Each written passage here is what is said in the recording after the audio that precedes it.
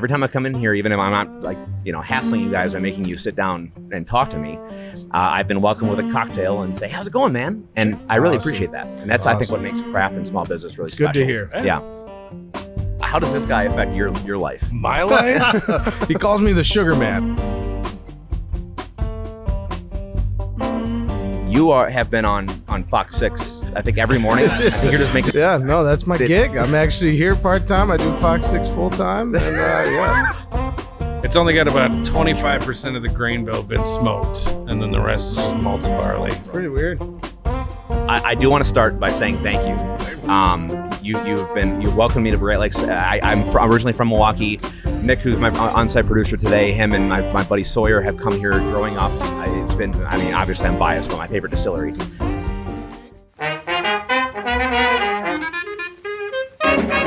I'm Alan Kogan. Join me as I highlight small businesses with interviews on-site at distilleries, breweries, and more. My mission is to share the stories of the awesome people behind the craft. Welcome to Crafted Conversations.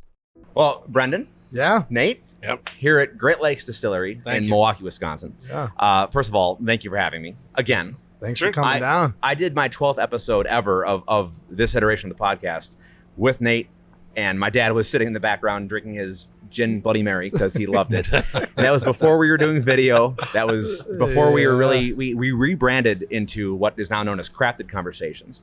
Originally it was the Kogan Conversation, and we were doing pretty well. We had, me and my producer had about 5 years doing media stuff, and it was going pretty well.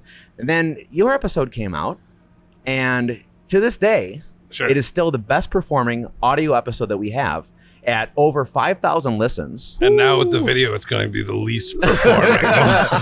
Man, look at it for 30 seconds and be like, later.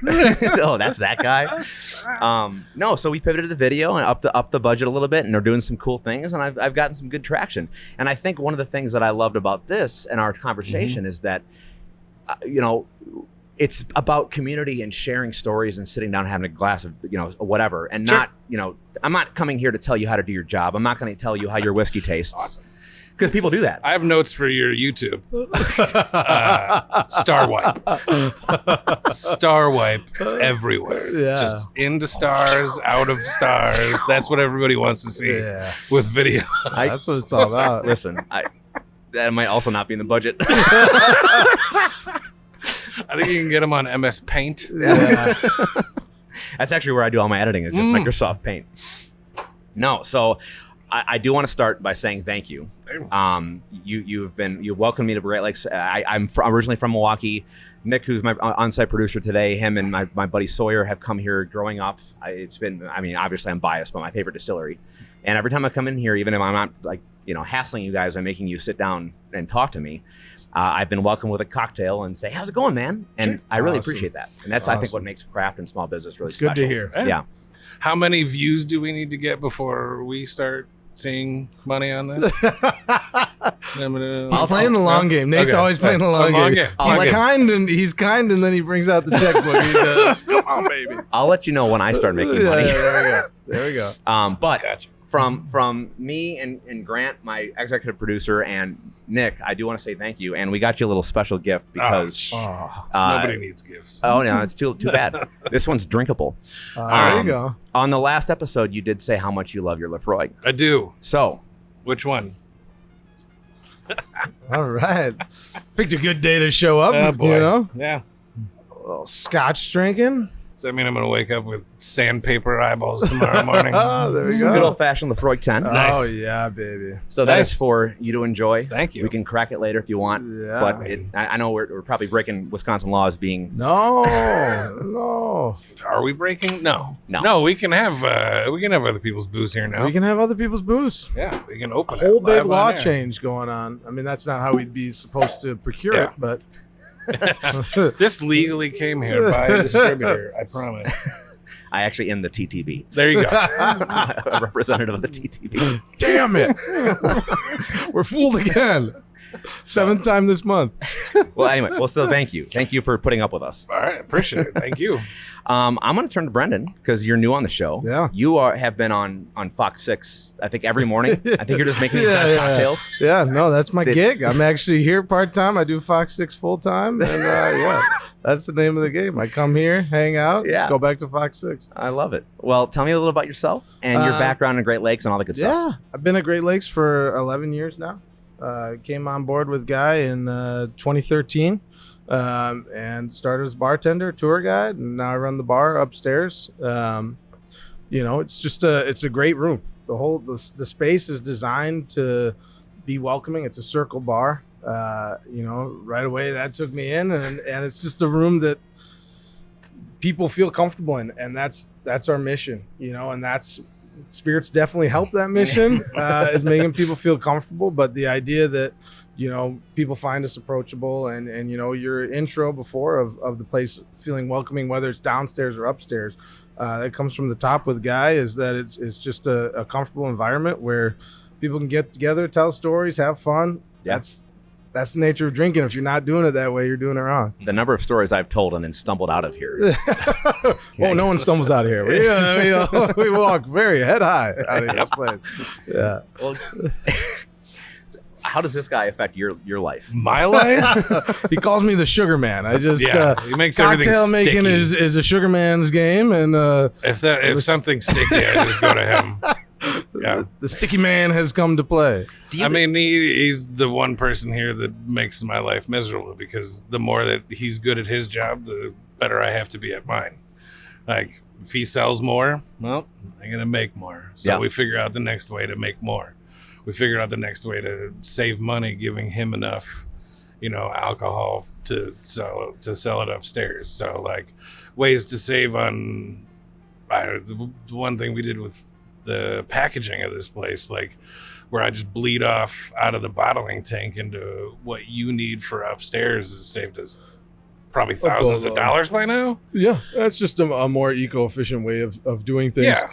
And that comes with collaboration. Yeah. And a good argument and collaboration. You know, that's I'll give you have good arguments on some things, but there's some that I still don't want to listen to. It's always, and that's one of the beautiful things about working at a liquor factory, is we get in tussles with each other, but it is a tussle that you can come back very quickly from, because you're sitting at a bar stool 2 seats down, whether it's with Nate, whether it's with Guy. We're always all getting in a little bit of tussles, but it has a quick resolution, and we find a quicker way to be more efficient. Takes you about 20 minutes to remember that this is still all just selling booze. So right. It's not that serious. It's not that serious. I mean, some of my favorite conversations I've had with people is the nods to collaboration. And I'm kind of curious, with you being the cocktail man, the bar back, doing the things that aren't really actually making the booze, and you are the scientist.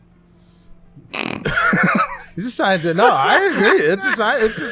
Whatever. It's science. I said that because I knew that was, but how do you guys use the scientific method, right? You come with a hypothesis, you go, it's pure science happening down here. I mean, are you guys able to cross threads, and are you able to come and tell Nate, hey, I have an idea, this cocktail might require something, or you go to him and say, hey, I'm doing this thing, I have one rule down here, and I tell everybody in the office, and I go, if Brendan ever has a good idea, you don't tell him.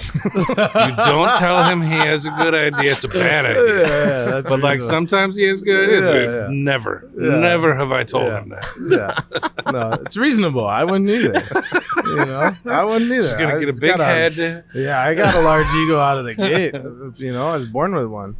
I think we don't really ever come to it with I don't come to him with an idea, but it's more the constant, try this, try this. Sure. That's where we're trying to help each other along, is that, I'm trying sugary shit all day long. He's trying straight liquor all day long. It's different on each of our palates to go, oh, well, your palate that's not trying straight liquor all day, what's, when you need something that's a palate that's used to something a little different. Sure. And that's what I think is a really helpful way that we're able to test each other on those things. I mean, the one thing that I've been doing a lot of crafted conversations. See how I did that? I've been talking to craft breweries, craft distilleries. I'm starting to talk to wineries. And one of the things that I try to bring back into it is the craft of cocktail. Because, yeah, there's a craft making it. It's a small business making booze to put in the cocktail. But on the other side of that, even just bars, there's a whole craft and science behind making a good cocktail. For sure. And I want you to defend the state of Wisconsin here for a second, because I moved to the East Coast. And I cannot tell you how many people put their nose up in the air to a brandy old fashioned. With a fruit salad on top? Yeah. You know, I can't. What I can say is a Wisconsin old fashioned is a session drink.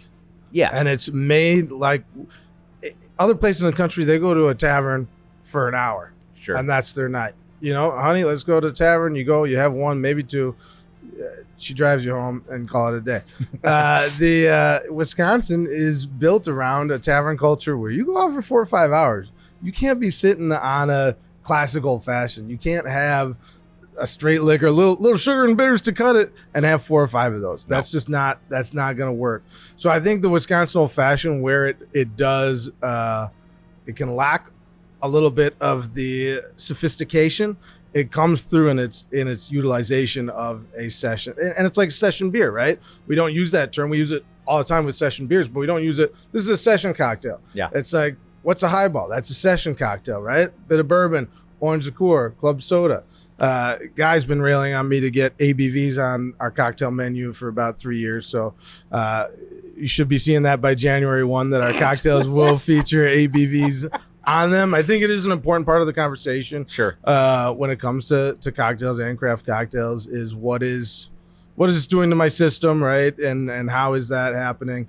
So I think, you know, that's where I sit on the old fashioned. It's a sugary sweet mess, but Yeah. It has a purpose in our little Wisconsin society. Yeah. No, I in our agree. crazy little cult of Wisconsin.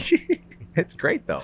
It's great. Is there any calculus when you're distilling and making something that part of the cocktail business is you're mixing, right? Yeah. But in my experience growing up, before I really got into craft, I was using the cheapest liquor possible to mix.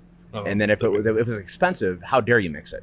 Yeah. Now, we've talked before that a good whiskey is a whiskey you enjoy. Who gives a shit? Sure. But is there any calculus in that when you're making? Do you think, well, you know what, this is going to be more so for this, or? I had a liquor collection for a very long time. I spent hours and lots of money collecting it.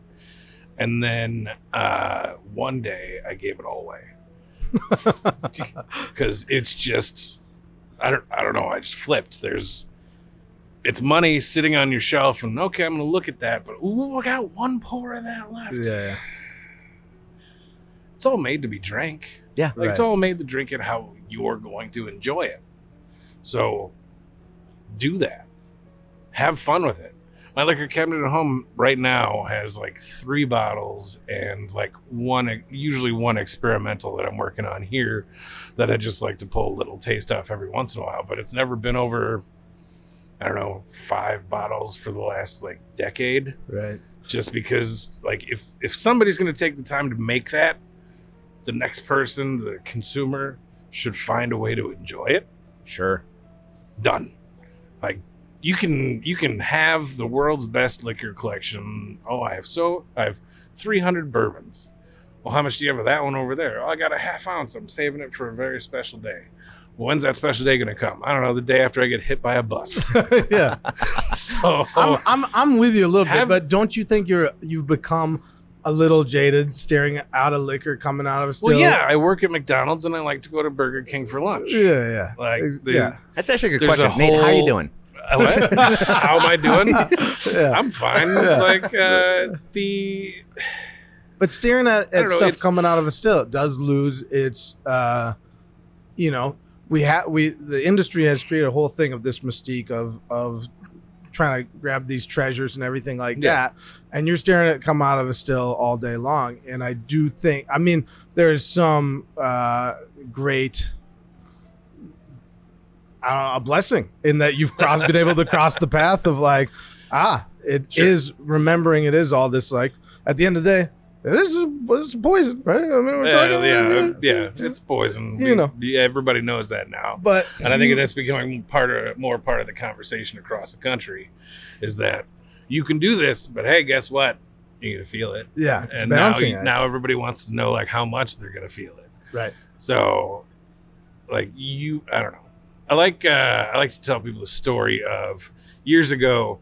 There was like 3 or 4 of us that used to drive down to 3 Floyds in Indiana, back when like you could only get 3 Floyds in Indiana, and like it was Chasing the best. Gumball You head. had to just you had to go down there and get that zombie dust in the big bottle. Yeah. And you go down there and you work Dark Lord Day, and you have these brewers standing around that they'll sit and sip their giant imperial stout, whatever weird shit that they make. But then at the end of the day, one of them grabs a 30-pack of Pabst, and they're all like, "Oh yeah, give me that. Yeah. Give me that." Like, there has to be a balance of like, I'm gonna make this really good shit and have it and not be knowledgeable about it, Right. but an understanding that that'll kill you. Yeah. you sit and drink 14% beers all day, that'll kill you. You need to like back it off Right. a little bit. If I sit and drink liquor off the tap all day, I'll die. Right. Like, I'll gladly have it in a cocktail, test it out, like all that. Like, Yeah. there has to be a balance in everything, I guess. We're seeing that certainly in the brewing industry right Yeah. now. There's the bounce back to like people are kind of, craft breweries are kind of trying to go, okay, how do we imitate a big, pale ale, big, gold, easy drinking beer. Right. They're coming back to an easy drinking beer, and it's interesting to watch happen how it's changing consumer. The death of the IPA alone has been Is it wildly dead? interesting. Well, I shouldn't say that. It's on a decline. Okay. Every brewer I've talked to started and made so much hazy IPA, Yeah. and it's their 5th bestseller. Yeah. And that in 5-10 years ago, that was not true. That was Yeah. their number 1. Now it's like sours are starting to come around. Right. Again? Yeah, All right. because it's tropical and fruity and doesn't Yeah. taste like beer. Yeah. I don't know. I do think it's interesting how the market has shifted a little bit. And the mythos that I always hear you guys break is that, no, we're not out here just getting drunk while we make it. That's what every old white man that walks down those stairs for a tour wants to tell you. Can I get a job? Yeah. Sit around, get drunk. Well, that being said, though, have there what's your favorite idea that has come from a drunken stupor? Oh, boy. That's interesting. That actually worked. Interesting. Yeah. They're hard to remember. That's the problem with those ones, is they're hard to see where they came from. Well, there was the one that made it to a bottle the first one that made it to a bottle was an old coworker of ours, Ross. Well, we were sitting down here drinking, and he goes, "I got this one," and he put some gin and some Kirschwasser in the same glass. Like, you need to do this. Like, okay, tasted it, and I kind of gave him the Brendan treatment, where I was like, inside my head, I'm like, oh, that's fucking really good. But like face, I just do gave, not show on face. no, that's never gonna happen. Yeah. So then I ended up doing 3 versions of our flagship gin with cherry distillate, pear distillate, and apple distillate, and they were all really tasty. Super tasty. Yeah, Really interesting, and like plays to a very niche market. Yeah. Sure. Right? Like people that they're on our tasting menu upstairs in like the same form as every other spirit. So people are just like orchard gin, and if they don't if they're not understanding gin brandy, they're not understand that nuance, they're like, cool, and they throw it up. People who are very in the distilling community and understand spirits are fascinated by it. Yeah. It's like, whoa, this is cool. You're not seeing a whole lot of fruit distillate gins. That's a unique thing. And then it's just fun little head adventure, and that's what we're all in it for, is tasting and watching our palate. It's this fascination with our palate, of our palate bouncing up and down. That's why we're doing it. And a product like that from a drunk idea is pretty cool. That like a lot of people, we might never make it again, but for a lot of people, that was like a really great thing in this journey we're all taking with distilleries, craft distilleries, that we're all trying these things, and that it might not be the best thing, but it's this unique thing, and it helps you understand your palate a little more of what you're enjoying. yeah. I was gonna say the only problem with those ever was that I was young, And I got a big head. And I'm like, we're going to sell 1,000 bottles of this. I'm making it. And now, 5-6 years later, is it? Something like that? Yeah. I'm still sitting on bottles back there. Like, and if we made it our mission to sell them upstairs, if we made our mission, we could get rid of them in a couple weeks. But you got this whole skew of things, and the education. We're still talking to a lot of people. This is their first time to a distillery. Sure. So our education, we're always shifting our education for people, whether it's, it's one of the first things I try asking on a tour is, have we all been to distilleries before? Okay. You see half the hands go up and you go, okay, well, we got to you're always playing the lowest common denominator of like, well, this half of the people don't know what the hell's going on here. We need to give them a quick education on the basis here. Right. And then you try those people that you can tell, they got the shirts and the apparel on, that they've been to distilleries. You're like, all right, now when we're tasting, let's get these folks excited, right? Because what we're doing is Nate's doing some fun stuff. We need to show them the fun stuff we're doing. So it's a constant figuring that out. I'm curious about the tour side of it, of the business. I haven't talked to people much about this. How many people do you have come in here who think they know everything? And during a tour, want to it happens, and to watch Nate laugh here is great because Nate hears it. Nate's off work and Nate's working hard most of the day. He hears some jackass talking out of his ass. You can see Nate slowly get closer to the tour group, and especially if it's one of our tour guys that haven't been doing very much tours. Nate takes a very paternal role of oh, this person's about to go down. I will make them shut the hell up. They're not going to talk shit for the next hour. Because you'd find the right moment where they say something, Nate keels over, You don't go to somebody else's house and be an asshole. No, you don't. No. Yeah.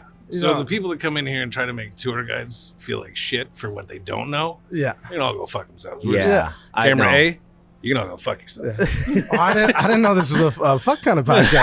I was doing real well. I was sticking to hells and dams, and I didn't know we were saying fucks. All right.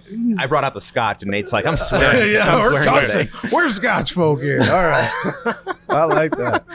Yeah. No, well, that's good, though. I mean, I can only imagine the plight of a small business having to cater to the lowest common denominator. But at the same time, it's got to be fun. It's great. It's great that you're educating people, and that's the whole idea of it, right? Is it's boats and high tides, kind of whatever the phrase is. We're trying to educate, because that's only good for the next distillery, right? And people need this basis of the education of it. So that's really important. But yeah, these fucks that come along and just really. They want to let the rest of the tour know that they know more than the tour guide. I was at Buffalo Trace and they char their barrels. Exactly. It's not helpful. It's not It's not a helpful task for anybody in the little experiment you're in that moment. It's not helpful. It's just come on, shut up, and find something where. And if you can educate the tour guide in a great way, there is cool ways to do that where you give the tour guide an opportunity. Where I'll be the first to say I don't know the answer to that. But while we're doing the tasting, I'm going to grab our distiller and I'm going to find out the answer. I don't see him right now, but we'll get an answer. Yeah. There's opportunities for education for everyone in the group. Just let that happen. The right places will give you that education and make it happen for you. We're not too proud to say I don't know. And that was a big learning curve for me. Here is I didn't like saying I don't know for a little bit, but once you want to know everything, but once you get okay with that and saying I don't know, let me find you an answer. Yeah. And I think that's huge. And especially when you have someone like Nate that I can literally text him during a tour. He'll text me back an answer to give to somebody and we can give them the actual answer of what we do or what the industry standard or something like that is. It's a much more useful tool than someone being a jackass and going, it's just they chart number 9 over there. You're like, that's not even a thing. It was my second year here. There was a chemist from, we'll call it a very popular distillery that may have already been mentioned in this podcast. Oh, yeah, there you go. And he had to make it known. And I know I was just walking around doing my job, and he made it a point to stop me and go, excuse me for a second, to the tour guide and go, excuse me, sir, do you backset your grain? And I was like, are you talking like a sour mash or something? He's like, yes, we need. It's called backset where I'm from. I'm such and such from such and such distillery. And he's like, well, if you don't, well, you have to do that. And I had to stop everything and let everyone know that. Oh my God. God. We weren't doing the thing that you have to do to make good whiskey. And it's that kind of mentality that, I guess, since that point, can go fuck itself. Just trying to do away with. Well, and there's a thing in there too where the language, like, it's enough of a small thing, distillation. Speaking of, he's gonna have to start talking. Yeah. No, that's fine. But it'll be going over there. But the language is very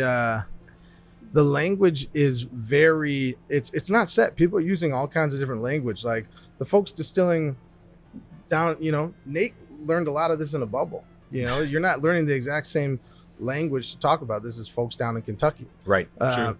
So it's just, and it's the same for cocktail culture. People they'll ask you a question and not be ready to fill the gap that there's a variance in language. And it's like, well, we got to figure out what we're talking about here first, and people aren't ready for that. It's like they'll a cocktail will be like, hey, can we get a Cincinnati, I don't know, apple? And you're like, I don't know that cocktail. And they'll explain it to you and you'll go, oh, that's a Jack Rose. We're using different, we got to figure out what we're talking about. And you got to ask people questions. Yeah. And if you come to people openly, you can ask those questions. That's an important part of it. This isn't a plug as much as it is just mentioning a cool thing that I know from a friend who's making it. I don't know if you guys have heard of the Bar Book. It's a new app that's coming out. And it's these two guys, it's a husband and wife. They're both retired Army. I'm current Army. I met them through some channels, and he messaged me and asked me if I wanted to do a podcast with him. So I actually interviewed them, and they told me all about it. And they're trying to make this app. It's like Untapped is the best existing analogy I can give you. But their whole goal is to make it where you can rate cocktails based on what liquor was used in it. So you can say, I love that old fashioned with Great Lakes Dirty Helen. And then now that matches your profile to say, okay, well, Dirty Helen's not available in this state, but one that's close to that is here if you love that old fashioned. So it's using actual brand within the cocktail business so that someone who has a bar book can say, ooh, a Dirty Helen old fashioned is actually this, and it matches with all those things. So really, I'm trying to find a way to shit on it, but I can't. It's good. Yeah, It's actually good. It's a good premise for because that's a hard thing, right? Once you find the thing you like and you go, well, in this whole shipping state where, no one can ship to anybody. It's crazy. What do you want? Find me something that's like it. Yeah. Smart. Yeah, it's pretty cool. And I think they're launching either this month or next month, but they're prototyping a bunch of stuff. It sounds like they have good intentions. There's a lot of apps out there, and they've even name dropped them before, that you're trying to just, do something stupid or drive sales and then all of a sudden becoming an e-commerce site and making money rather than actually trying to help the customer get something they like. So I don't know. I'll let you know more about it when I know more about it, but it's interesting. Yeah, it's interesting how a site like that, how an app like that, to set yourself up if we ever do get past this shipping thing, it's going to happen at some point. Yeah, it's got to happen, right? It's got to happen. At this point, the law doesn't make sense. No. It's like we all have access. Why not have a little more open access? A site like that's good. I mean, is it the first law that doesn't make sense? There are several. This segment's called "What Laws Don't Make Sense." Which podcast are we on right now? Legal theory? No. Listen. I've talked to people in West Virginia, and West Virginia still has 1850 alcohol law on the books. It's hilarious, but things are getting better. I mean, there was just an RTD law that was passed in Pennsylvania that allowed them to just go wazoo wild and make all the RTDs possible, which is nice. Yeah. But since I've been here, there's been some new tasty things that have come out. Some experimental stuff. Since last year. Since last year, yeah. Oh, sure. Just the what are we at since last year? The amburana. Yeah. A couple hibernations. Oh yeah, sure. Yeah, you want to do one? Yeah. All right. That was my tee up. Are we leading in? Yeah. You can stay if you want. Oh, Nickel. I was gonna get up. That was a full tee up for you. We're just kind of a do-it-ourselves What do you kind want to of do first? distillery. What do you think? I'll let you pick. What should we do first? What do you got back in the small bottles? You got I got the wine hibernation back there, pumpkin. We decided to do weird stuff, so I got the bottle of Bond brandy. Yeah, well, let's go whiskey into the weird stuff, right? Okay. Yeah, maybe some of the hibernation to start. Sure. Hibernation, yeah. That's There you fun. Cool. Which one is this? Oh, sure. So this is hibernation 5? Sure. Yeah. Some number like that. You can tell who has to try and sell the bottle every day versus who just gets it off the floor and goes, "Hey, here's Who I got it upstairs." That's what his. who that's what needs his to job see the is. label for 2 Yeah, seconds I before I gotta- start putting it on bottles? I Yeah, gotta right. I gotta remember it and what we're the nice thing is it doesn't feel like we're ever pushing anything upstairs, which is it is good product. So Yeah. it doesn't feel we're never making a sales pitch. It's here, try this. Sure. And that's It's inviting. the working here for 11 years, the first 3-4 years I think I was a full out just company boy. You gotta try our shit. Our shit's amazing. It's the best shit. And then started really going to some other distilleries, and I was like, "Oh, our shit is good. That's good. Our shit is good. This is good. This is good shit." Oh, man. So this one is 2-year rye, our flagship rye that I put into old vine Zinn casks from Von Stiel Winery up in the Thumb Yeah. here. Wisconsin. Actually, if you're doing wineries, I'll give you a number Yeah. if you want to go up there. That'd be But fun. those are good people. We've done a lot of work with them, a lot of collaboration on stuff, and they are expanding. So they're starting to distill too. So probably coming to an end here, but this was still a good product that we put out together. There's a lot of wine on that. Mm-hmm. Yeah. That is good. Yeah. How long Most is it of- rested? It was 2 and 2. 2 and 2. So I let it become straight rye and then put it away for 2 more years in the vines in casks. There's a lot of things that places skimp on, and I think that finishing months is one of them. Yeah. Like there are gins out there that say, "Oh, it's barrel aged." Well, how long is it aged in there? I don't know, Yeah. 2.5 months. Yeah. Stop. Why? Stop. Why'd you Why? do it? Right. Why didn't Yeah. be patient? So you find finishes like this dime a dozen nowadays, but a lot of them don't get that much. Yeah. You know that this is a red wine cask that this Yeah. has been sitting in. See it. You don't It's just have to awesome. read it on a label and then forget and read it on a label again. It's funny. I haven't sat down and really sat with this since it probably came out. I haven't even And, seen this bottle for it's- 6 months. It's freaking awesome. Yeah.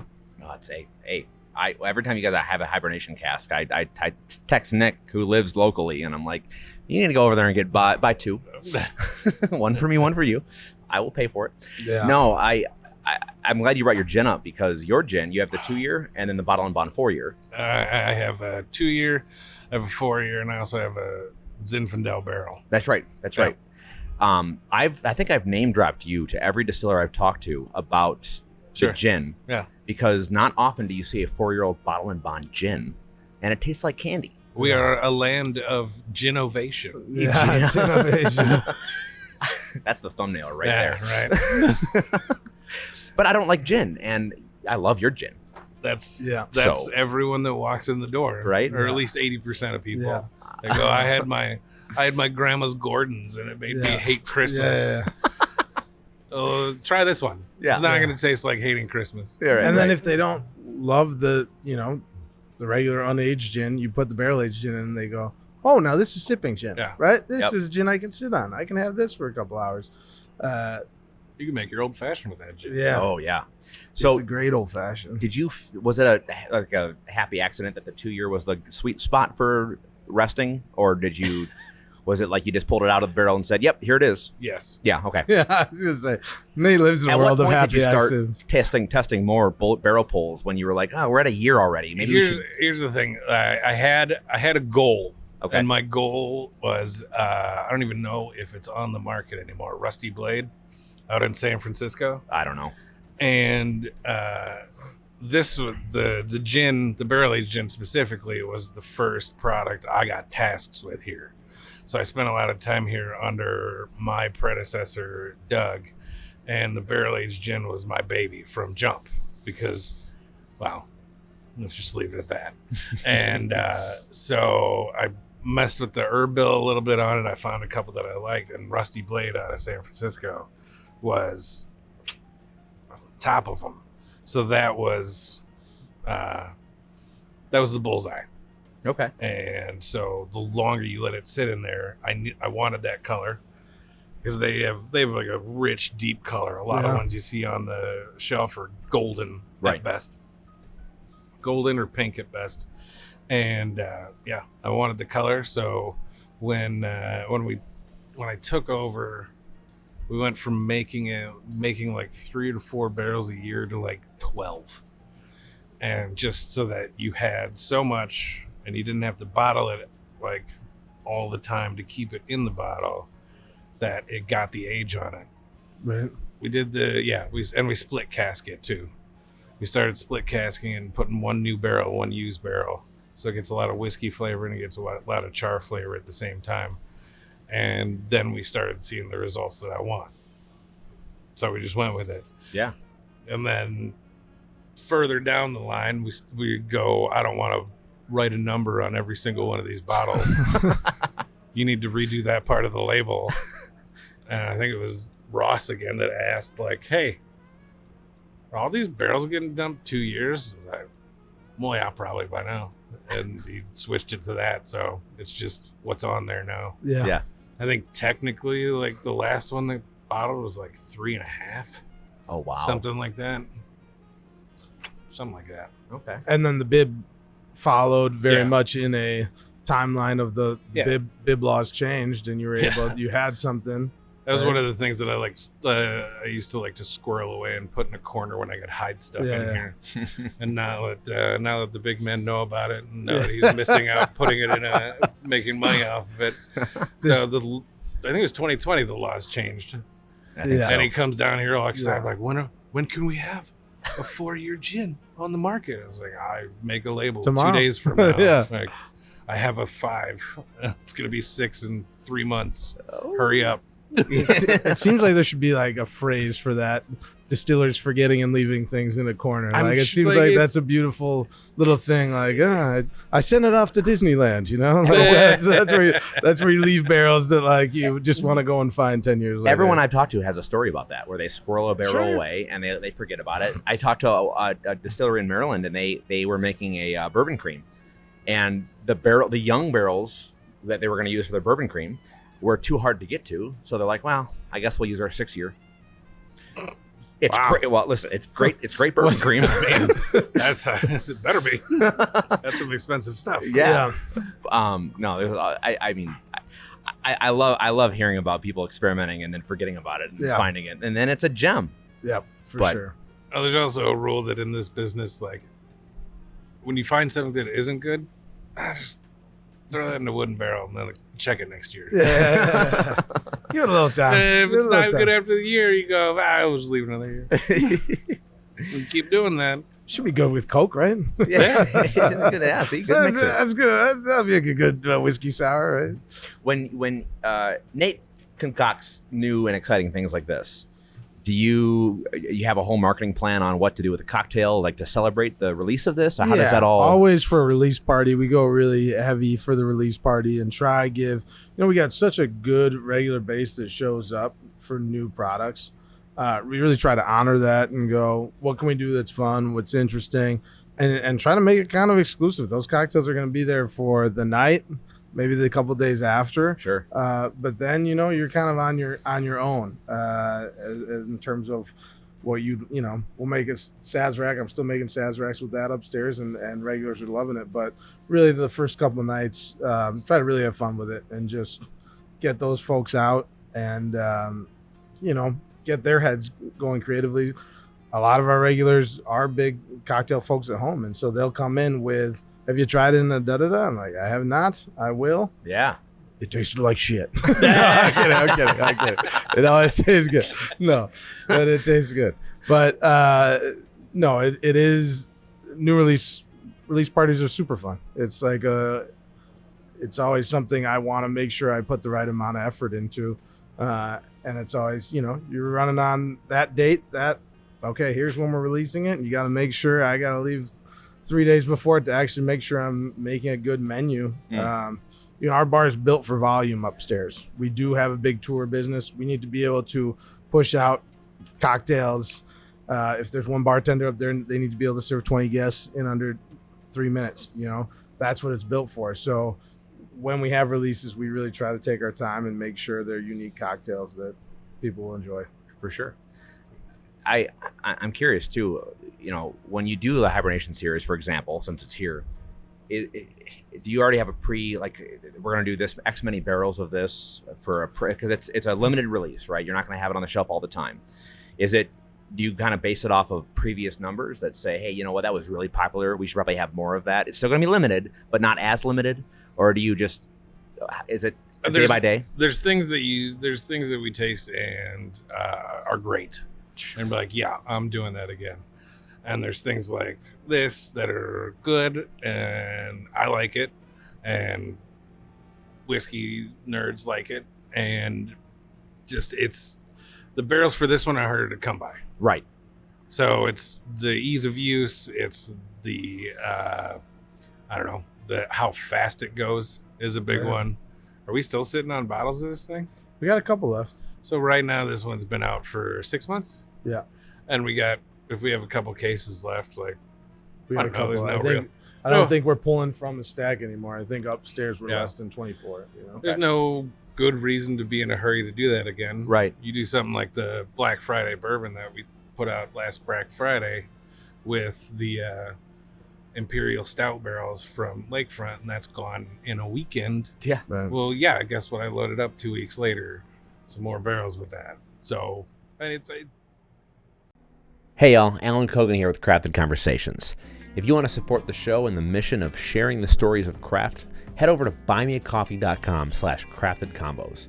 I'd really appreciate throwing a couple bucks my way to help me pay for travel, the equipment that I use, the time that I spend editing, all the software that I use. I really appreciate any support you can give me.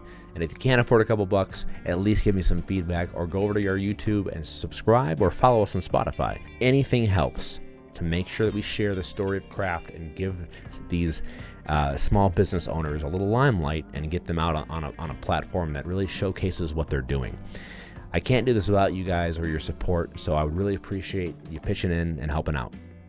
So I'll see you out there, and I really appreciate it. Cheers. It's like you don't want to be a part of the exclusivity problem, right? That the whiskey market's forging. I think we navigate it really well, and we have it. We'll have an opportunity to get our products. Nate makes sure we have enough where there's a month generally or a couple weeks where you can come and get our products. But when it's gone, it's gone. Right. So come down, get it, get a cocktail, try it. It is going to leave. And, it's such an interesting, especially in the hospitality industry where we're supposed to, bow down to everybody's whim. And people are, but when do you bring, well, no, we're not bringing it back. What do you mean you're not bringing it back? Well, no, that we had it, and you could have bought a case. Yeah. You could have bought a case if we try not to put limits. If that 12-year bourbon we put, and the Black Friday we put a 2-bottle limit just to make sure everyone had access. Sure. But then it's pretty willy-nilly after a couple of days. Everyone had their shot at it. Yep. Come down, get it while you can. But that's the fun of it. It's here. It's not. We try it. You get to talk about those things. You can, and that's like the other side of liquor in a cabinet. Because it's it's fun to have 3-4 bottles that, drink it while it's there. It is fun to forget about those bottles. Me and my pops, every repeal day, we have our repeal rye that's released yearly. We go back and do a vertical every year. And that's at Christmas, right? That's cool. And and that's that's a super fun thing of we're doing a vertical tasting this Christmas. I think we're almost out of 2012. 2012 is that the repeal. First year it came I out? think we're almost out of that one. Wow. Yeah. Jeez. That's cool though. I don't even remember. It's fun. Those things are to forget about those and squirrel those away and and it's around here it's especially fun that we've had 2 distillers. Because people get to compare Nate and our old distiller Doug's palates and go, Right. All respect to Doug, Nate wins all the time, but it's fun. Those little things of the nuance, the story, right? Of that is fun. No, I love that. So I think we should probably cheers with the next glass of something, right? Sure. Yeah. What are you gonna do? This year's whiskey? Amburana? Amburana, yeah. Bring it. Sorry if I'm a chatterbox. A little microphone in front of me. What do you want? New glass? Old glass? Doesn't matter. Same glass.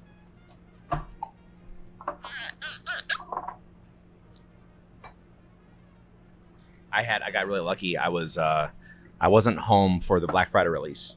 I was excited about it. Yeah. I'm a whiskey nerd, but also I'm a Great Lakes fan, so new thing. And also it's I love collaborations. So when you guys talk to Lakefront about doing stuff, I love that. I wasn't here for the release, and I think you were out of town. Someone else wasn't here. My dad was unresponsive, so I was like, oh, I don't know if I'm gonna be able to get one. I think it was like 2 or 3 weeks later. I probably could have texted you, but I went to West Dallas Cheese and Sausage Shop. Oh, yeah. I think whoever owns that bought a case or 3, Yeah, Mark, sure. and just had them, probably a little, surcharge on them. But I found it. I was like, all right, He's cool. a decent man, that Mark. Good guy. Nice guy. My bottle last year. You got your well. See, anyway. The nose So on that. this is Amburana, and this style is taking the market by storm. Everyone's doing Amburana, and that's no shame on you. And yeah, I don't. I'm just curious. We like money too around here. We like money too. We're not. Nate himself traveled to Brazil to procure the barrels. I did my fair share of killing the rainforest. Yeah, it's a wood that people have found. So, I mean, you can either make barrels of it. We do chips. So bought chips and threw them in a barrel with some 4-year rye for this one. And my problem with the Amburana in general always has been too much Big Red. Yeah. Tastes like you're chomping on a fresh piece of Big Red and Yeah. taking a shot of Evan Williams or something. Like the whiskey has never mattered. And it was one of the sales. Actually, we were talking about this before. There are stupid things that people talk about. And he came in and he took the touch of honey and he put half of that and half of a tester bottle of rye that I had let sit with some Amburana and did half and half in a glass. And I was like, I'm not going to tell him that's a good idea, but like, we're doing that. So like I knew it didn't need as much honey as like the touch of honey does. Yeah. And I didn't want to put anything much else in there. And so I happened to be working with the honey guy like the next week. And I was like, what do you got to match this? And he was the one that suggested like a cranberry blossom. So put it in there a little bit. The sweetness kind of rounds out that Big Red and that's just gets rid of like the too much. Yeah. It's a cocktail in a glass. It's so Every good. Amburana that I've tasted has just too much of that, and it brings it back around and like dulls it down by about 20%. The first time I had Amburana was at, what's the brand? Doc Swinson. Mm-hmm. And it wasn't bad, but it was the first couple sips. I was like, oh, it's like Cinnamon Toast Crunch. Yeah. But then it was like after 3 or 4 more sips, I'm like, like Turns a it's little one-dimensional, right? yeah, it's like it's cool. As like, oh, it's a one-trick pony, and then it Yeah. kind of fades and makes me go, I don't know if I drink a bottle of this. Yeah. This is, Well, to be fair, you're not supposed to drink a bottle of everything, right? That's listen, supposed to share some of it. fair. Find a friend. Call the hotline. They'll drink it with you. So is it? How do you do? Is it just back sweetened, or you put the honey in the barrel with it to age? How does that? No, just back sweet it right before the bottle. Okay. But it's got half the amount of honey that the touch of honey does. So you're talking about a gallon per 2 barrels. Now there are things that affect like the percentage of that I can't do anything about, like your losses in age and all that. So Right. like these 2 barrels and this gallon of honey, it's gonna probably taste different than the next time we do it. Right. But one thing I didn't want to do was do a version of every one of our whiskeys with Amburana chips in it. Yep. So I still say Probably once every couple weeks. No, Yeah. that's it. That's gonna be it. Yeah. Or you're gonna say it once more. I'm why the rye? I had some. Okay, I like that. That's a good answer. It's in this country in this day and age. You have to find ways to get rid of rye barrels. Yeah. If you shit in a box and put the word bourbon on it, somebody will buy it for $40. It's true. I think I said that on the last. You did. You did. That's my favorite quote. So It's a good one. It's a Yeah. good highlight quote. if like You should test that. so you don't need to try and find ways to get rid of that. Like, so it's not, I don't know. It's just what I go to, and it's my favorite. Well, And I it's- hate that people like the bourbon more, I mean, but I still like the bourbon. you hate most people, then I say that. But rye's still up and coming, right? It's still figuring out its crowd, its fans. It's been up and coming forever. Yeah, and that's all right. Bourbon's that cool band everybody's listening to. You got to be finding that alternate band, Rye is Nickelback. Yeah, and part of that, like when you look on the other side of that of our cocktail menu, Yeah. I put a lot more cocktails on our menu with rye on it, Sure. because it is easy. Everyone's calling for bourbon, right? Bourbon this, bourbon that.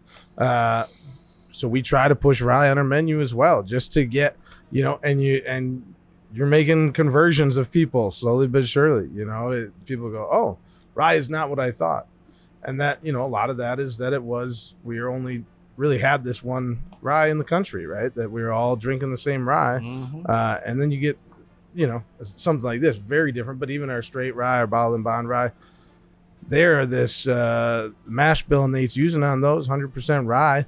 It with a 20% of it being malted rye, it's this big chocolate milkshake. It's like this mocha and coca notes coming on the toasted notes of the malting process that are so, like, I can't find any of that dilly grassy notes that you find on a lot of typical ryes. And now you're finding a whole big spectrum of ryes, and that's exciting, and people that, yeah, they know bourbon, but then they come over to rye and they go, oh, this is also a world, right? They've only seen it as one thing. Mhm. And then they go, just like bourbon, this is also a world. I'd like to understand this world more. Yeah. That's cool when you find those people, and then they come back and they go, hey, did you try da-da-da? Have you tried, and you get in whole conversations where now, I thought I was the one educating them on rye. Now they're telling me, they're giving me good education on rye, and they brought in a bottle that, hey, try this one. Yeah, that's It's also awesome. nature of the beast, though, because when you talk about your grain and your rye, like, it's more terroir, I believe, is the new Terroir. fun word that everybody is using. Like, you can buy dent corn cheap everywhere from like 2 or 3 purveyors. You don't. Now, could you explain to me dent corn? dent corn? Yeah, Dent yeah. corn is not sweet corn. It's like your yellow number 2 that you can buy. Sweet corn is like We're talking floaters or sinkers it's like here? 20% of the corn that we grow in America. Dent corn is for the cattle. Dent corn is for Okay, the whiskey. all right. Dent corn is all that. It All right. tastes like shit, but it's Yeah, got yeah, good yeah. sugars. Yes. Yeah. So you get, just because of the nature of farming in our country now, you make Yeah. this, and okay, I can't get enough in my area. I'm going to get corn from anywhere I can. Yeah, sure. But every like region of the country can grow enough rye for your distillery to make a rye Yeah, cool. from that region. Yeah. So there is more specificities from different ones. This one came from half an hour down the road, guaranteed.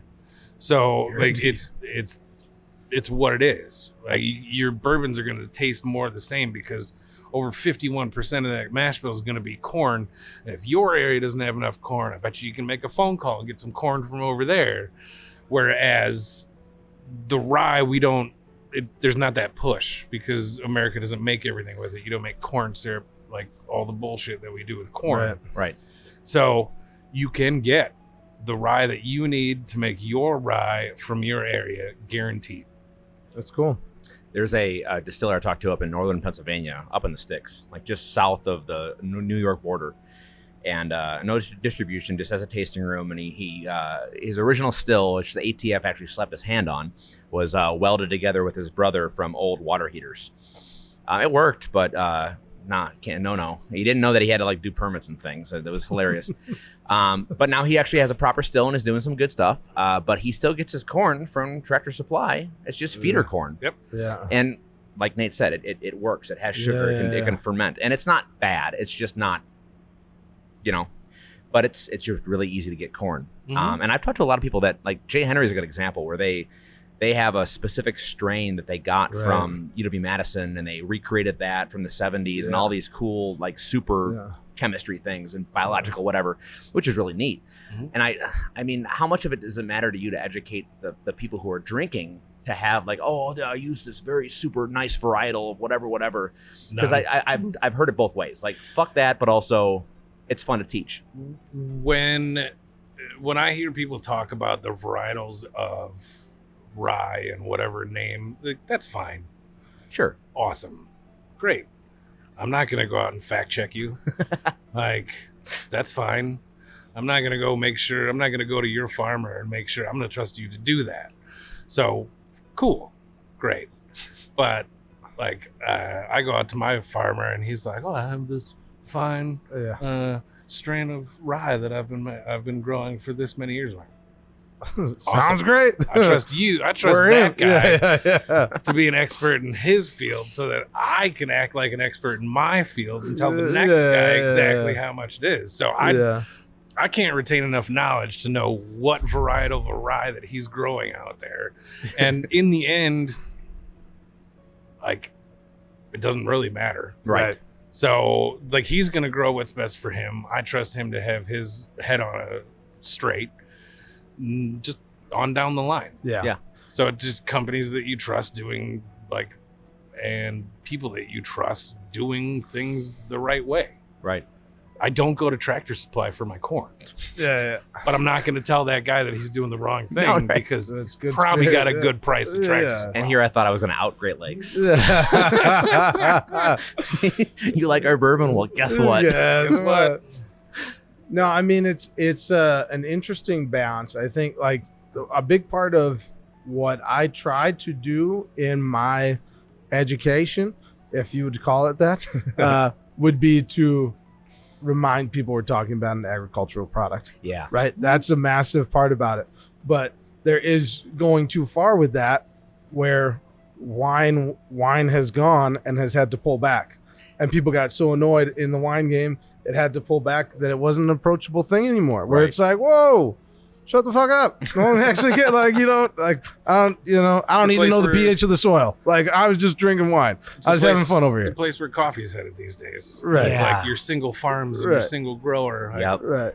So it's so important to remind people that like this is a product you're connecting with the land, and that's cool. Mhm. And like that's cool. I want it's nice to hear Nate talking about going to the farmer. That's nice. But as soon as you get like it's a thread in the needle, right? It is a thread in the needle because it too quickly is like, well, I'm out. That was fun. Bourbon was cool. I don't think I need to buy another bottle again. Like I saw Nate and he did a tour and he talked about corn for 8 hours. Yeah, right. Exactly.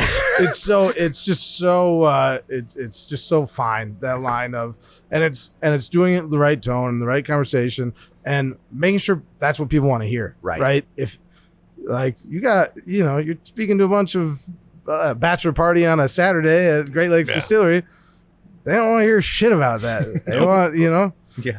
I'll throw them a couple dick jokes and we'll get back upstairs to some AC and you get some drinking in, and that's the day, right? And that's that's coming back to the building being comfortable, making sure people are comfortable, and you're actually giving them what they're coming here for. You got to read people, right? And that's the industry. I used to work at the courthouse as a pre-trial case manager. The people who were on bail or bond. I thought I recognized you.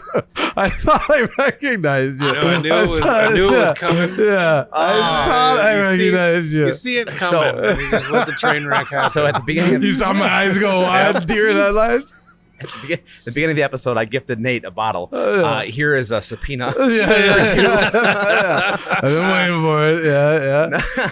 No, I would handle people on their worst day, and they came out of the jail. I would actually escort them from the jail to my office and say, hey, you're on court orders for until your trial date. You have to come do breathalyzer, drug testing, all that good stuff. And I'm an agent of the court, but at the same time, I'm there to help these people navigate because their public defenders are usually just trash. Mm-hmm. So, and it was everybody from the worst case of murder and homicide and rape you could think of to someone who might have had some pot, and it's everyone in between.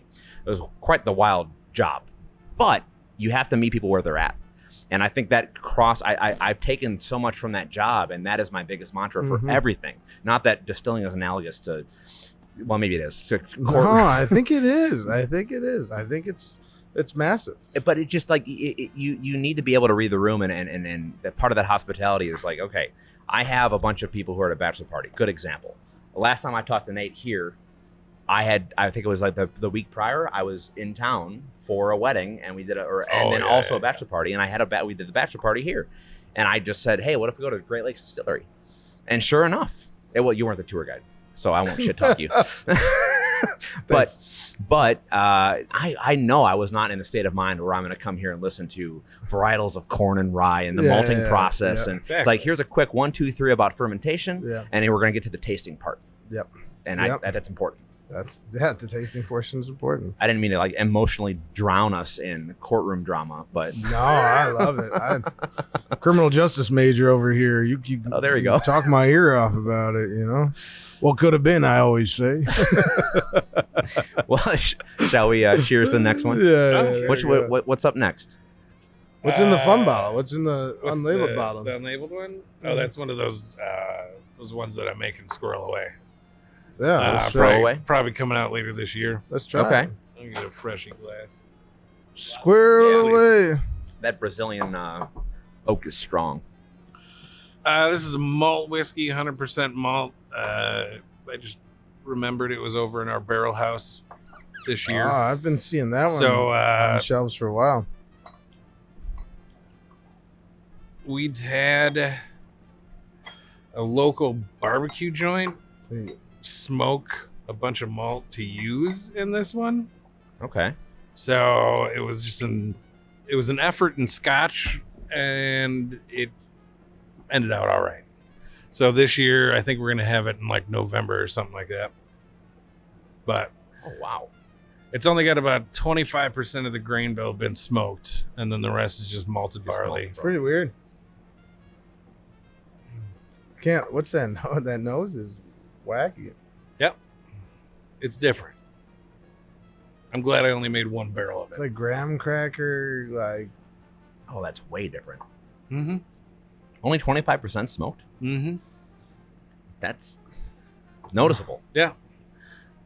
What was the thought process behind it? Were you just kind of bored? Trying to look around and do some kind of Scotch. Yeah. And a friend of mine at the time opened up a barbecue joint down the way, and he started doing all his stuff in-house, and we started I would filter out barrel char for him, and he went and like barrel aged his vinegar for his barbecue sauce with our barrel char in there and just started throwing in char. And one day I was like, I want to do some kind of malted whiskey, smoky type of thing.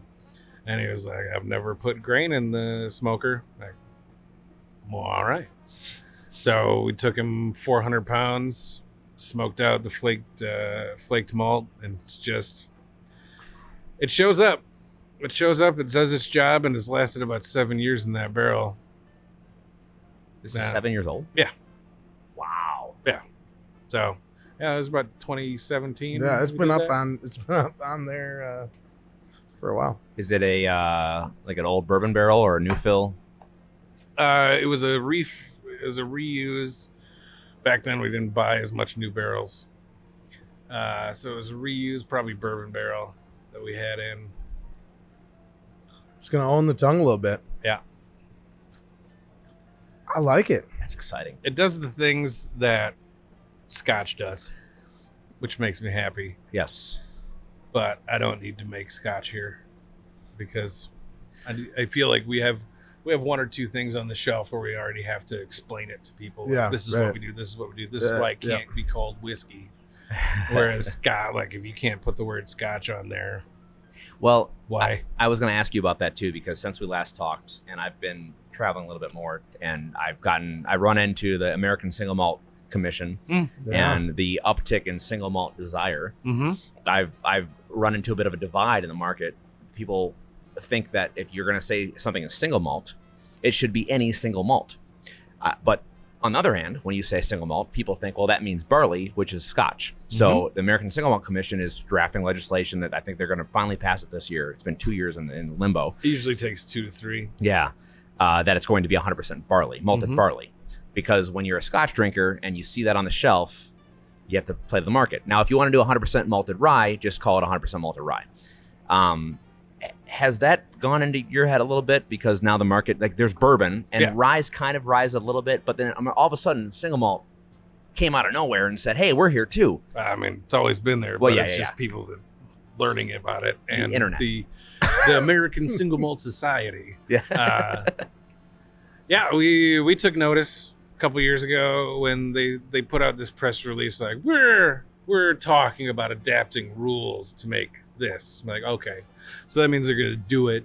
And word was they're just going to take the American Single Malt Society rules about it and use that. So I put 2 whiskeys into full production. Actually, take that back. I put 3 whiskeys into full production.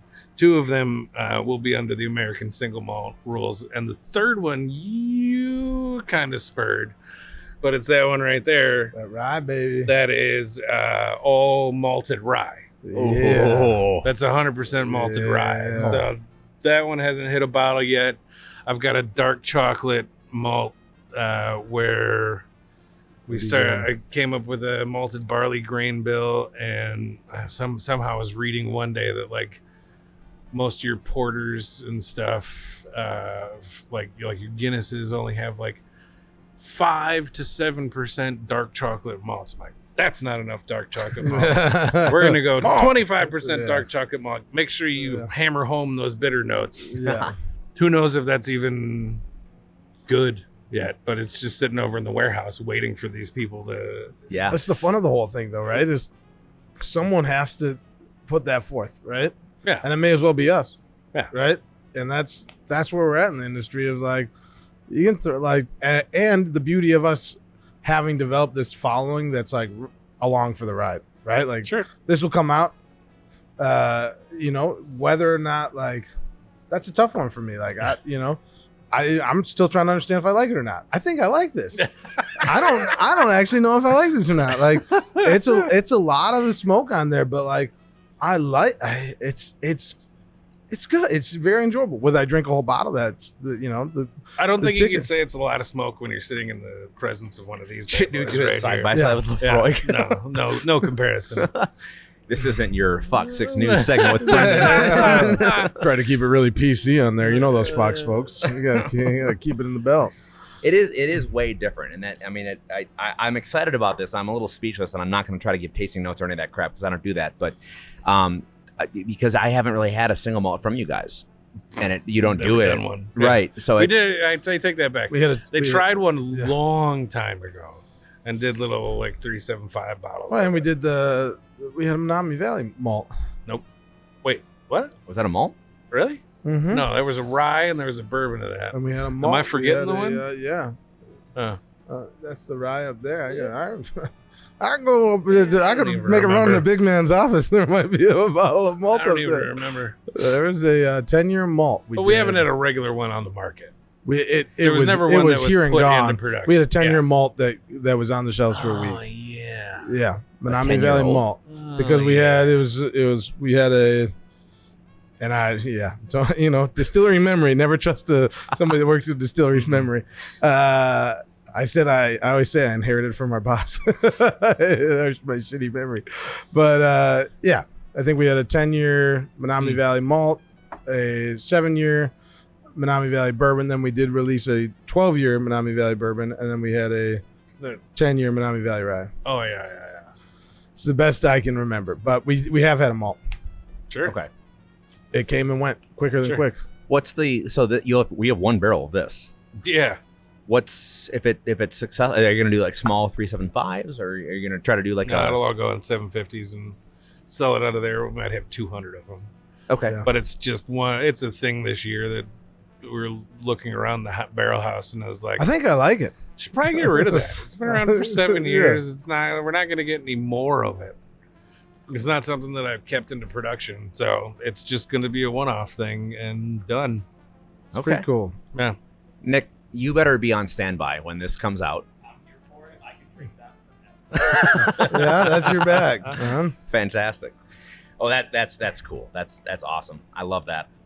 I would encourage you to do more playing with that. And I want, when the single malt thing finally comes down, I want to keep a bottle of the KK malt on the shelf, because we've always done a KK malt to get blended down with the blender whiskey, but it's never been tasted by itself. And I think that one's pretty good.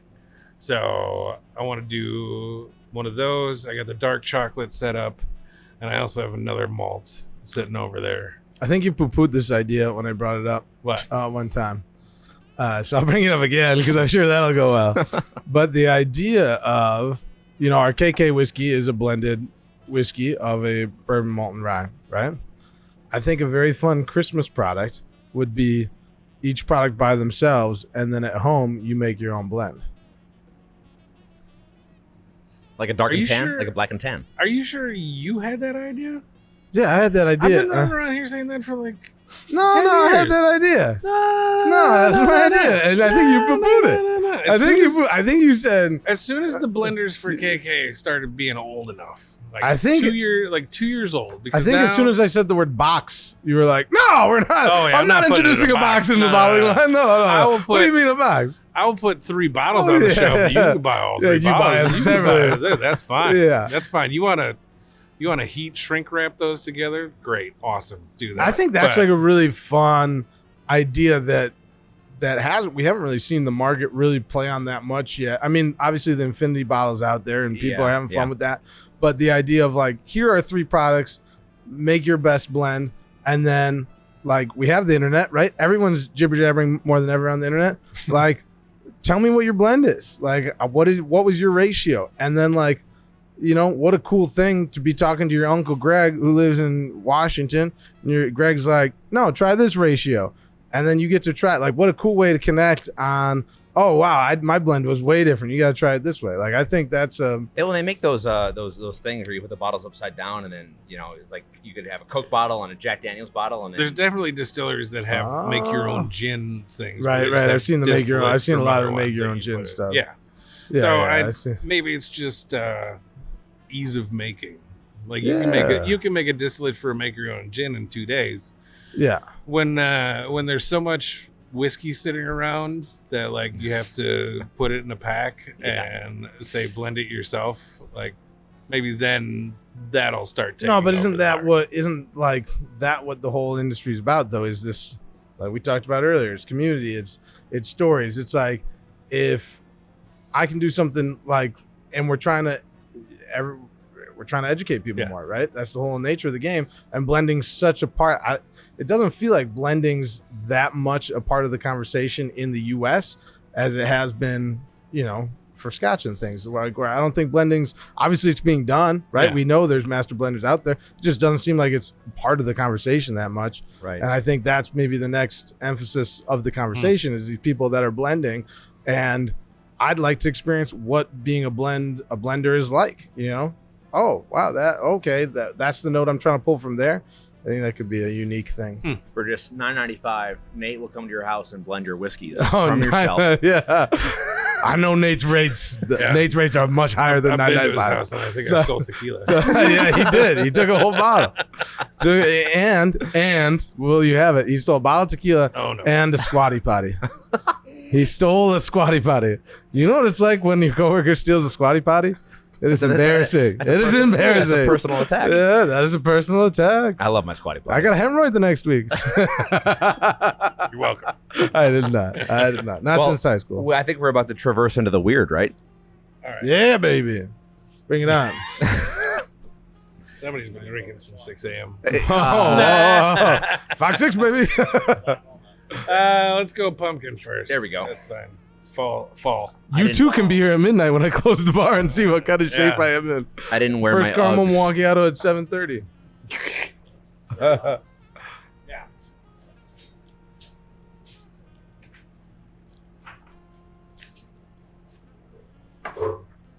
Oh, thanks. All right. So I'm a skeptic on pumpkin things. Oh yeah.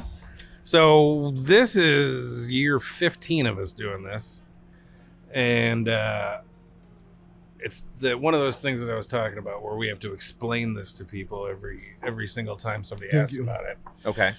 You can't call it a whiskey because there's fruit in there, technically with the pumpkin, and you can't call it brandy because there's grain in there because of your malted barley. Because we take Lakefront Brewery, our cousin in town. Yeah. I don't know, they were the first local brewer. We were the first local distiller. So it's always kind of like we've been there hand in hand with them. Right. I just heard And- Randy Sprecher yelling from a corner. And Oops. Story goes, one of the salesmen from Lakefront had a bunch of leftover pumpkin one year and was down here drinking, and they just threw it in the still. And Doug, my predecessor, said, like, hey, we can work with that. So Okay. it is literally pumpkin beer that they brew for us. We've worked with them over the years. The first year was hopped. That was special because hops come out bitter, and there are people that still say to this day that was the best one. But from year 2, we started getting it not hopped, and we started working with them to up the base malt on it and pump up the alcohol on it for us and still get the same kind of flavor profile.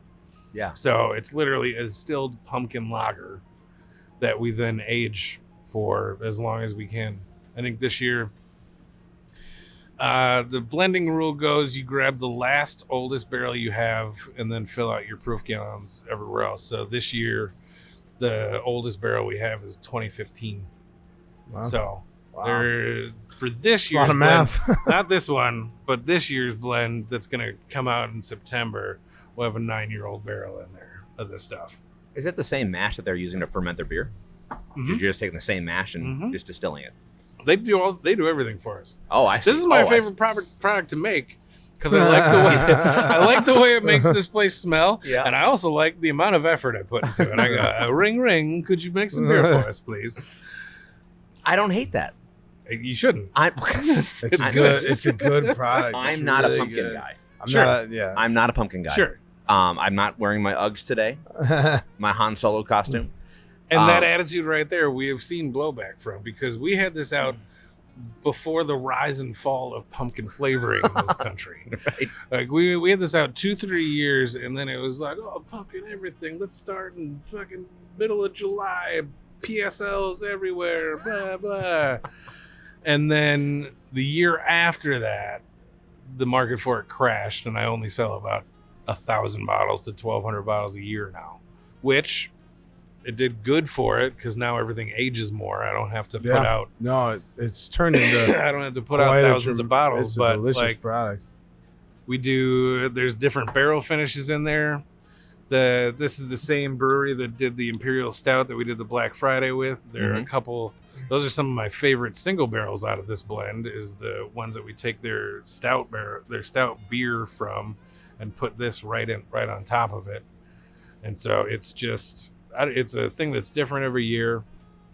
For a few years, I put wine barrels in there until somebody around here goes, "Oh, I'm kosher. I can't drink that." I'm like, what?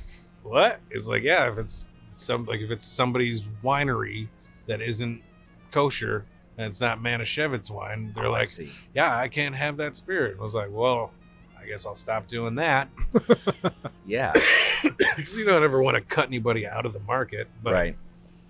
yeah, there was a few years we had a wine barrel in there, like rum barrels that made their way into that blend. It started off as a product where we were literally finding barrels to put it in because we made too much of it. And now it's hard to empty barrels to put into that blend because we don't sell enough of the other things. Yeah, I mean we've been doing better job the last couple of years pushing it. We've been, and you've got to get on the pumpkin market early, right? That's the annoying part of it, right? Is no one wants to see pumpkin. We toe the line, we come up to, you get done with Labor Day. We'll see you in a week or two. We'll be waiting for you. We'll be dancing around. Well, I think that's why I like this. Is it's not offensively pumpkin. No, right. It's more along the lines of the spices that everybody associates a pumpkin pie with. Yes. Nobody goes, I love pumpkin pie. I love the taste of the pumpkin. Goes, crunch. Like, let me get on this gourd. Little clove. Clove, allspice, cinnamon, like all of those things is what everybody associates with that time of year. Your pumpkin pies, assuming you're not fighting with your cousins at Thanksgiving. Like, that's what everybody thinks of when you taste this. Nobody's going, I wish you would use some yellow gourd in there with the pumpkin to really bring out the citrus notes. Yeah. Like, it's a very unique product. It's super round. It's very smooth, clean. Like, I do enjoy this product. It's still my favorite weird one that we do. Yeah. Like, it's for a weird thing. It's very clean. Not favorite because you always have to explain it to somebody. Yeah.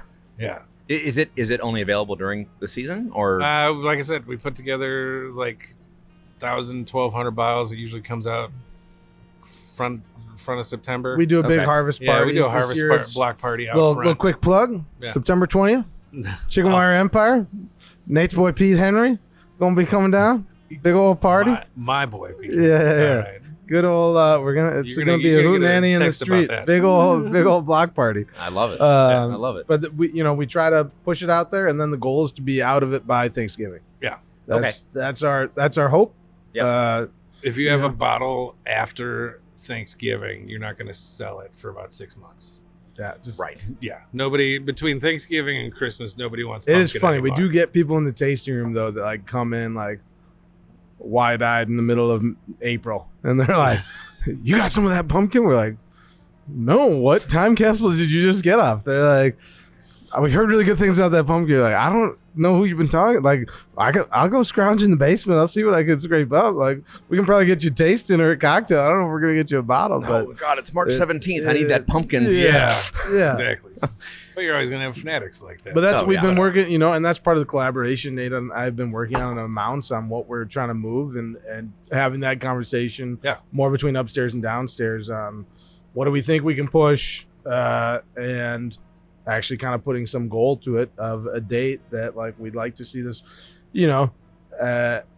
It's tricky to have seasonal products when they sit on the shelf. So we'd like to have seasonal products, and we're working more towards that as we go through these things. Our honey whiskey, like we'd like to produce stuff that is only around for a season. Yep.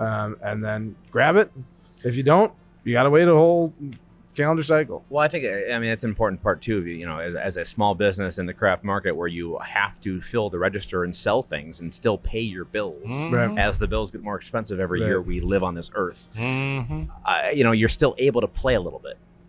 And that's important, I think, for what you do and to keep it fresh for you every morning when you come into work, that you can kind of have a long leash to do what you want. Yeah. And I think that's what I enjoyed about our conversation last time I was here, that I could tell that you're enthusiastic about Nate doing Nate things. I do love doing Nate things. the science. Cool. Well, shall we move on? We got two more. Let's power through them. Oh, all right. We're still drinking? Let's go a little banana. We'll finish with Nocino. Pumpkin is pretty cool. I like it. So, like I said, I'm not a big pumpkin fan, but I like this a lot. It's a fun one. We've had it for 15 years. I know you haven't had it. No, because it says pumpkin. You had to tie me down and make me drink it. So thank you. It's just another Nate doing Nate things, tying someone down. Huh? All right, so this one is a thing that you probably won't be able to get if you're watching this on the YouTubes. Anywhere. We had it's not a thing that really exists anymore. It's not really a thing that exists anymore. Long time ago, I thought it would be a genius idea to make like 20 different brandies, and found out it wasn't. So I made a banana brandy. So we have a clear and colorless banana brandy. and then I made a bunch of it and put some in a rum barrel. And then it took 5 years to get a label made through the government. And so it's now bottled and it was in there long enough to be called Bottled and Bond. And it's pretty fucking good. Why did the government not like you? Let's see. So you can't say, at the time we started trying to go with this, you couldn't say like barrel aged brandy. And then we're okay. Well, it's not, we didn't start it off as a regular brandy because I put it in a rum barrel. Oh. Which is probably my bad. But we wanted to put rum barrel on there. And then they're like, well, no, we don't want the consumer to believe that this is rum. And we're like, well, I mean, consumers got to be stupid if they believe it's rum. But we had to change that. And I think, yeah. Ross worked it in with a picture of Roaring Dan on the back of it. That's okay. Next to wooden casks. So if you can put the dots together, Oh, that's you funny. can figure out it's a rum cask. It is very interesting. Yeah. Man, I haven't sat down with some of these in a while. It is Whoa. So it's about 5 years old. It's 100 proof. It is banana distillate, which is probably the easiest thing to make alcohol out of. Like, got some sugar, huh? yeah, Is it? it's just a thing that is a tube of sugar and it wants to ferment. Why have I not seen more banana things on the market? I don't know. Our old bar manager Matt told me about a trip to Thailand where he visited a distillery and Chiang Mai. yeah, he was visiting a distillery and there was just these two old Thai women just cutting up bananas, stop, and throwing them in a mash pit. Like, well, that sounds fun. I'll do that for a day. So we literally bought a ton of bananas and chopped them all up and put them in a fermenter. And the thing that I didn't know until we did this, even the starch on the peel converts into a fermentable sugar.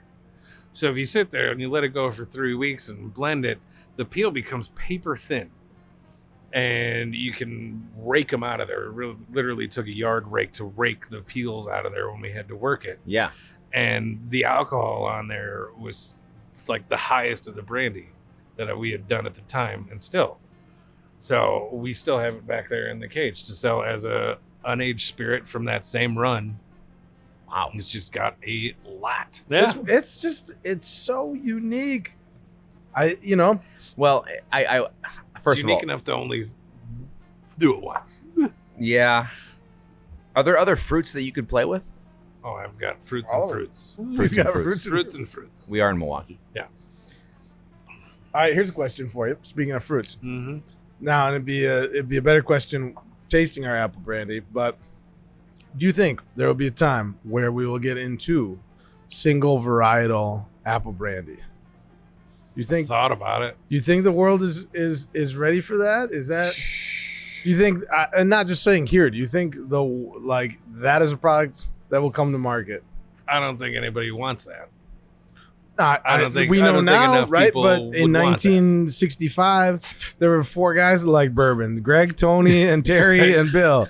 And they were like, "Why doesn't anybody like this Is that stuff?" your Uncle Greg from the other story? Yeah, Uncle Greg. It's the I same mean, guy. There were 4 guys in 1965 that liked bourbon, and those guys, it's just like, where are we now? What is going to be the thing that we're not seeing in the market 60 years down the road? A single varietal apple brandy would be ridiculous. Like, It's ridiculous. It's I've crazy. thought about it because the guy that we get apples from presented me with like the most delicious apple I've ever had in my life, like a few years ago. Yeah. They called it a Spitzenberg. Yeah, I And- remember. yeah, I Spitzenbergs remember were when big. Spitzenberg was There being was, thrown like- around the There distillery was floor. 3 days around here. People Was were- like, have you tried one? Have one. I've got 3 bushels. That's all there is. Spitzenbergs. But he Yeah. can only have 100. No, he doesn't even have that. He's got like 50 trees of it. And I Yeah. think last time I asked him a couple years ago, I was like, yeah, they grew 10 bushels this year. Yeah. So, like, do I think someone will buy a Golden Delicious brandy over Corbel? No. Well, Not happening. that's not the you can't frame that's a wrong framing of a question. Like Okay. the dude buying Corbel is gonna buy Corbel. Like I know a lot of Corbel boys. We live They in ain't buying Wisconsin. shit on the shelf Yeah, but yeah. Corbel. Hey, That's their product. Corbel sales are a third. Like Wisconsin accounts for a third Yeah. of Corbel sales. My Uncle Greg is a tenth of those third. All right. We are supporting California's horrible GDP. Yeah, for sure. I also I've sat through years of the blend that we get from Brighton Woods. Yeah. And he gives us apples for certain things. So like there are apples out there that taste like nothing but a water balloon, but you need those to blend in with the other ones to make yourself a little bit more liquidy. There are apples out there that you bite into and it tastes like a brick while you're going for your crisper notes. So I don't think you could, You think all the apples together unless taste it's a better than Spitzenberg, I don't think you could have one varietal of apple that would sell more than another, right. Mm, or would be worth making sure. than another. Okay. That's interesting. Yeah, I'm just curious. What is the thing? 60 years from now, we're not thinking of. Well, it's funny you say that. 6 years from now, I don't got to think about nothing. Yeah, well, It's funny you say that because we actually have a case of Spitzenberg.